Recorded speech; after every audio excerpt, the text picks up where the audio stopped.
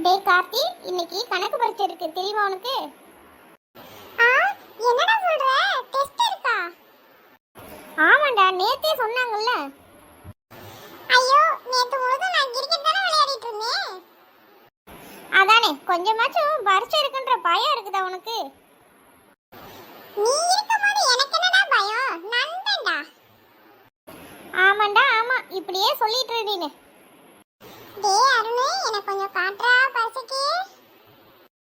நேத்து நான் உனக்கு சொல்லி கொடுத்தேன்ல, அதை கொஞ்சம் யோசிச்சு பாரு, உனக்கு ஞாபகத்துக்கு வரும், ஈஸியா எழுதிடலாம். கொஞ்சம் கொஞ்சமா யோசிச்சு நானே எழுதிட்டேன்டா. நண்பா, நீ சொல்லி கொடுத்ததை வச்சு தான் நான் பரீட்சையே எழுதினேன். உன்னாலதான் நண்பா நான் பரீட்சை எழுத முடிஞ்சது. ரொம்ப நன்றி நண்பா. ஃப்ரெண்ட்ஸுக்குள்ள நன்றி எல்லாம் சொல்லக்கூடாது, இது உனக்கு தெரியாதா? நம்ம அந்த அளவுக்கா பழகிருக்கோம். நம்ம ஃப்ரெண்ட்ஷிப்பே வேற.